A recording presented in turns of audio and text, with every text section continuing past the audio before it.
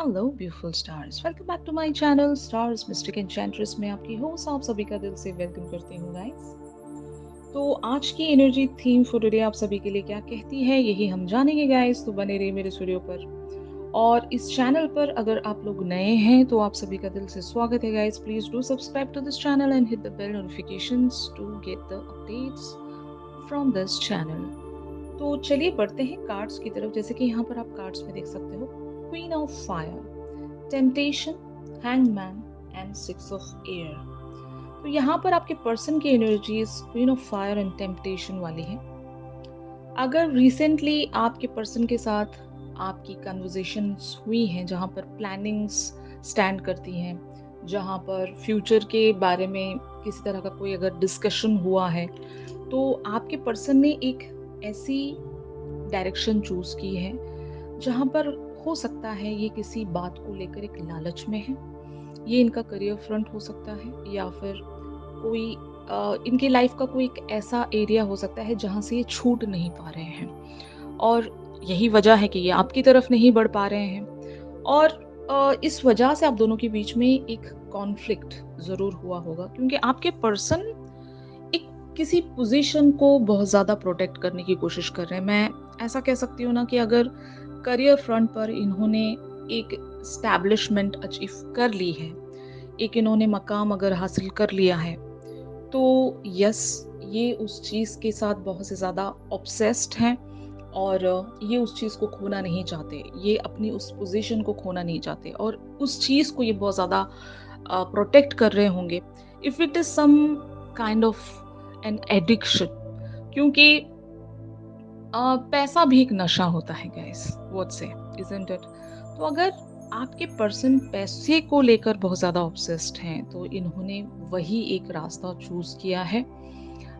बाकी की सारी चीज़ों को इन्होंने हो सकता है लेट गो किया या फिर पाउस पर लगा दिया होगा, यू नो। तो जहाँ पर आप भी शायद स्टैंड करते होंगे, अगर इन्होंने आपके लव प्रपोजल को या लव ऑफर को फॉर अ वाइल एक होल्ड पर रख दिया है, तो इस वजह से आप दोनों के बीच में एक तरह की यहाँ पर कॉन्फ्लिक्टिव सिचुएशन में देख रही हूँ। And on the other hand, if it is about some kind of a relationship, जैसे कि अगर इनकी लाइफ में दो ऑप्शंस हैं, एक तो आप हैं और दूसरा ऑप्शन अगर कोई और पर्सन है गाइस, तो उस पर्सन के साथ आपके पर्सन का इस तरह का अटैचमेंट होगा जहाँ पर किसी तरह की कोई एडिक्शन है, एक अनहेल्दी अटैचमेंट है और अनसर्विंग को डिपेंडेंसी है। यानी कि ये एक ऐसी चीज होती है ना, को डिपेंडेंसी, जहां पर हमें लगता है कि अगर हम ये चीज छोड़ देंगे तो हम बहुत ज्यादा नुकसान में आ जाएंगे। मतलब ये डर होता है, एक फियर होता है कि किसी चीज को लेट गो नहीं कर पाता कोई इंसान, और डर डर सा इसलिए फील होता है कि पता नहीं अगर हम उस चीज को छोड़ देंगे तो हमारा फ्यूचर क्या होगा। और ऐसी एनर्जी बहुत गलत एनर्जी होती है गाइस, कि अगर आप अपना फ्यूचर इस तरह से देख रहे हो कि आपने कई सारी चीज़ों को किसी चीज़ पर डिपेंड करवा कर रखा है, तो ये फियर आपको हर बार सताता रहेगा और इसकी वजह से आप बहुत ही beautiful and golden opportunities miss out करते जाओगे अपनी लाइफ से।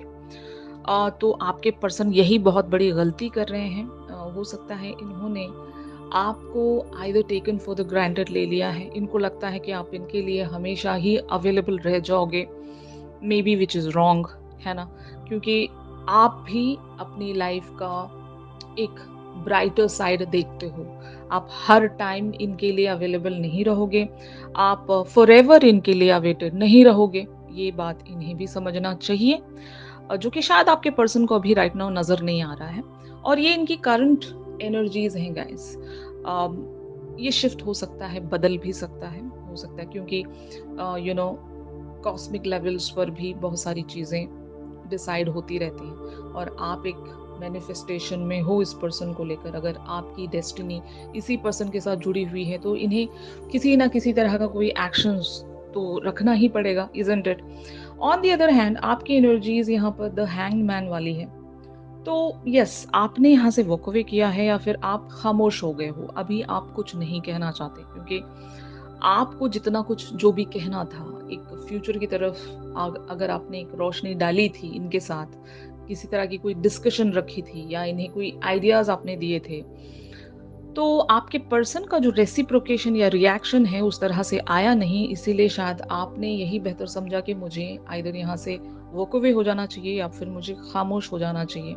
जब कोई पर्सन एक एक तरह की अंडरस्टैंडिंग रखना ही नहीं चाहता, उस पर्सन के आगे आप कब तक बोलते रहोगे? एम आई राइट?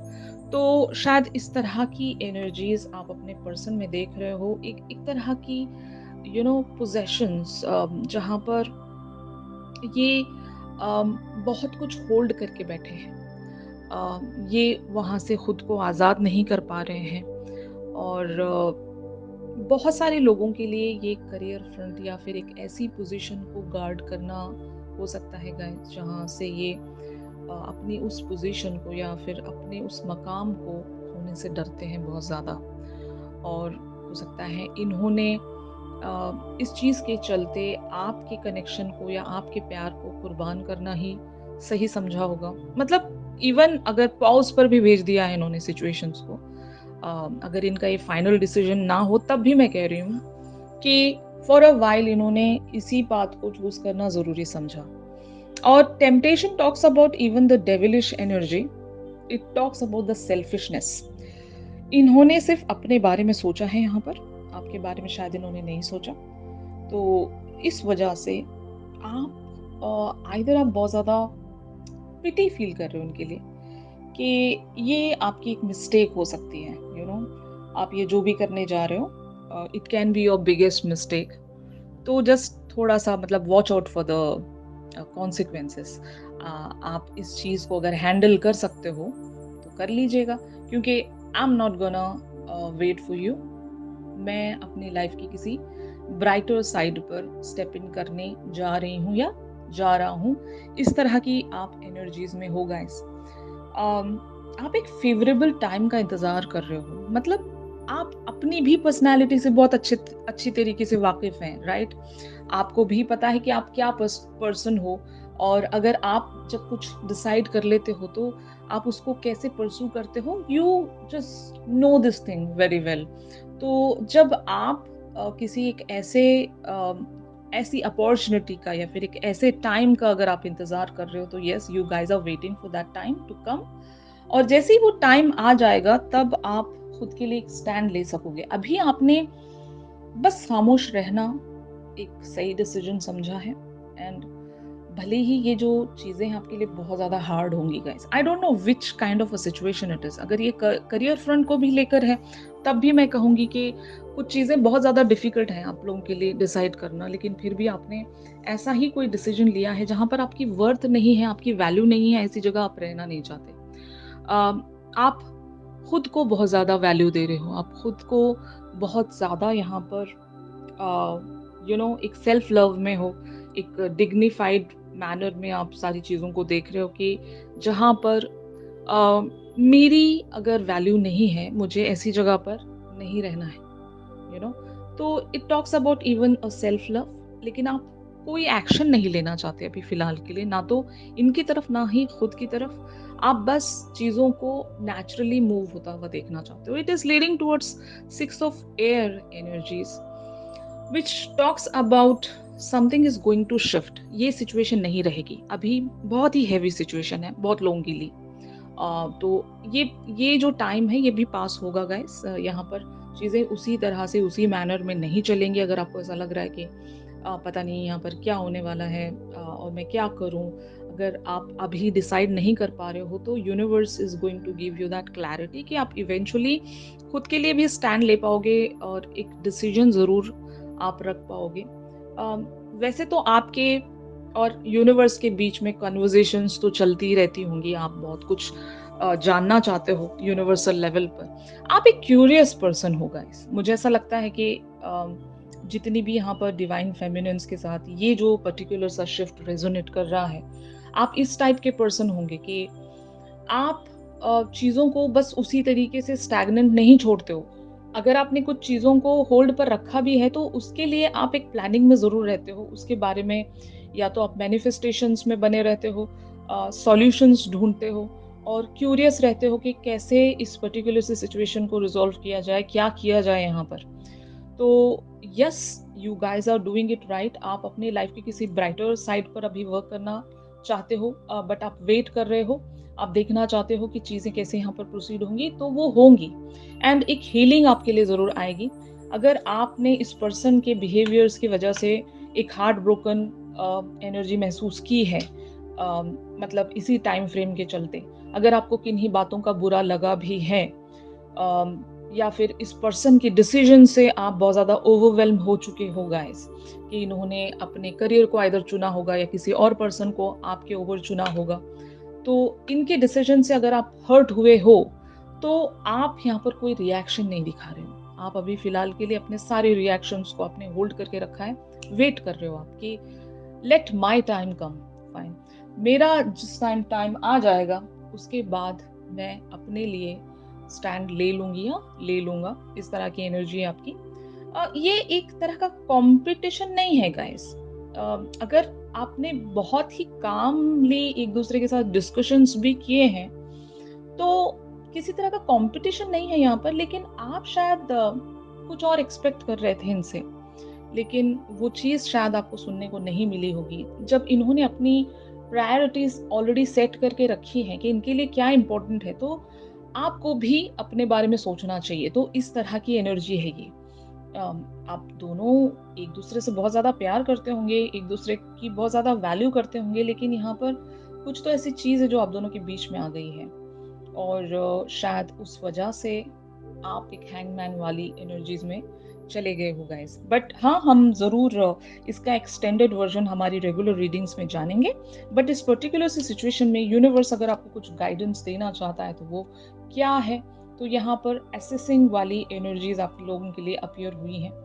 तो यस गाइस, अगर आप यहाँ से फॉर अ वाइल अगर मूव ऑन करना चाहते हो, तो this can be your best decision, क्योंकि यहाँ से आप लोगों के लिए आगे का पाथ यूनिवर्स आपको क्लियर करके देगा। मतलब one step at a time, कि अभी आपने फिलहाल के लिए ये डिसाइड किया कि मुझे यहाँ से कुछ टाइम के लिए मूव ऑन कर लेना चाहिए, मुझे यहाँ पर और बने नहीं रहना है, मुझे मेरी एनर्जी यहाँ पर इन्वेस्ट नहीं करना है, मुझे कुछ टाइम के लिए ऑफ लेना है, fine.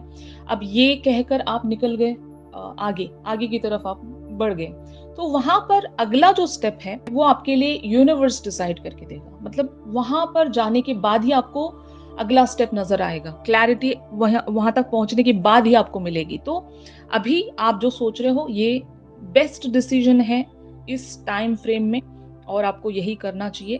Take a break, take some time off and try to work on yourself. आपकी सिचुएशंस पर आप अपना मतलब एक फोकस रखने की कोशिश कीजिए कि आपकी भी लाइफ बहुत सारे मैनर्स में अगर एक तरह से मेस्ड अप है और आपका अटेंशन सीक करती है आपकी लाइफ, तो वहाँ पर फोकस करने की कोशिश कीजिए।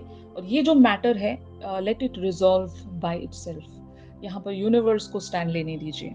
ऑलराइट, तो यही था आज की शिफ्ट में। अगर ये शिफ्ट आप लोगों के साथ रेजोनेट कर रहा है तो ज़रूर मेरे इस वीडियो को लाइक कीजिए। और अगर आप मुझसे प्राइवेट सेशंस चाहते हो गाइस, तो मेरी दी गई कॉन्टैक्ट डिटेल्स पर आप लोग मुझसे कॉन्टैक्ट कर सकते हो। तो चलिए मिलते हैं अपनी अगली रीडिंग्स में। तब तक के लिए आप सभी अपना ख्याल रखिए। Stay positive, stay safe, God bless you all, take care, bye bye.